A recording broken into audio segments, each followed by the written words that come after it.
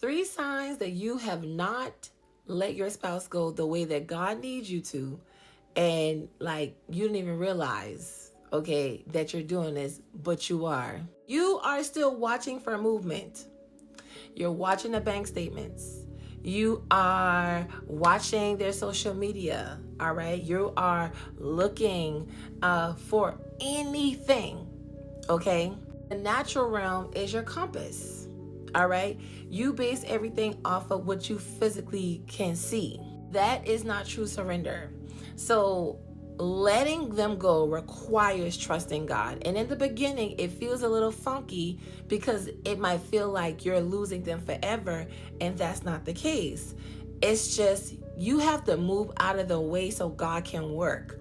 So if you're still doing all of these different things, also, another sign is if you are reaching out, okay, to different people explaining, what God has already promised you, you ain't really let them go. You got to really let them go, okay? Healing and going to people are two different things, all right? Because when you're healing, that means the intent and the heart posture is totally different. That means that you are pursuing a route, not just so that you can get the end result you want, but because you want to be a better person yourself, all right?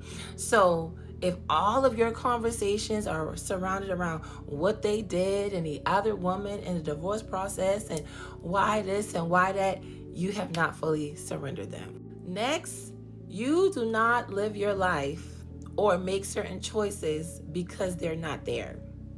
You don't want to take that job because he's not back yet. You don't want to do this because he's not back yet. You don't want to take yourself out to eat because he's not back yet.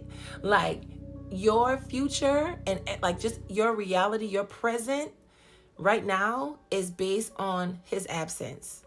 You need to let him go so you can heal and God can, because sometimes you might have to shift and do things outside of your comfort zone to actually heal, to be ready for them to come back. So it's like right now you're not doing that because you're like, well, I just want to sit here and wait till he comes back. You missing out on opportunities for yourself. It's like your focus is on them. I used to do that. I used to sit in the house. I'm not speaking from a place that I never been, okay? So, yeah, you got to let them go so that you can be free within yourself. Don't stay stuck in the house or don't stay stuck, still do things for yourself, okay? So that you can be happy without them, okay? I think I did more than 3, but I got one that really used to get me. You imagine your reunion over your own healing. You visualize and you imagine and you just think about if he come back and all of that. Your entire you fantasize about the reunion more than your own healing. I used to do this now. I just used to feel like the old times. I would think about the old times and if I shouldn't have did this and yeah. That right there will keep you stuck, girl, because speaking from my experience, I just was so in love with the person I experienced before everything went crazy, and I had to have a hard reality that he was no longer that person. That person has never returned, okay? But during that time, I just used to always wanted to. I was more focused on us getting back together more than what God wanted to do in me. And it hindered me so much because I feel like it just delayed so much of things that I probably feel like I could have probably healed faster. I'm still healing from stuff, to be honest with you. And I do think that, if I focus more on healing, then I probably wouldn't still have some cracks, that I still have to overcome myself. I want to encourage you and let you know that God shapes your life.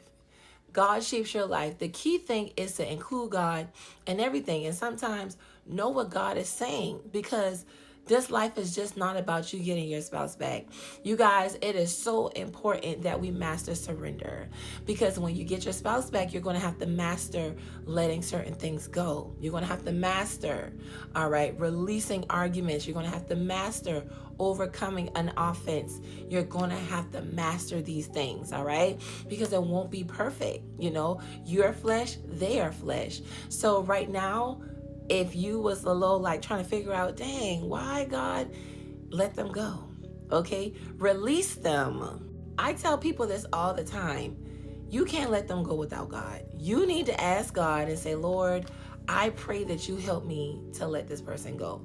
Help me to let this go. Help me to with my thought process, and help me to forgive them. This is what you need to do, okay? I love you guys, and wait a minute. Several people have asked me to extend the Severing Her Influence ebook bundle and the Lust Breakthrough ebook bundle. Y'all, we do this all the time, okay? So of course, the last day for Severing Her Influence and the Lust ebook breakthrough bundle is on Monday. All right, Monday is the finale. I have other resources that God has me wanting to release. I have another 2 more ebooks for people who are confused if God wants them to stand. All right, if God actually called them to stand, I'm going to be writing that on what that process looks like, and then I'm going to have another one coming out about money, so you guys have a better understanding on how to overcome financial battles when you're standing, and what that looks like in prayers, because the enemy will attack your money, all right, while you're fighting for your covenant, okay? But that's coming out released after Monday, sometime next week. But right now, I want you guys to know that Lust ebook breakthrough bundle has been extended till Monday, and Severing Her Influence, if your spouse is with a third party, that in itself is extended until Monday. I love y'all. I see y'all in the next video.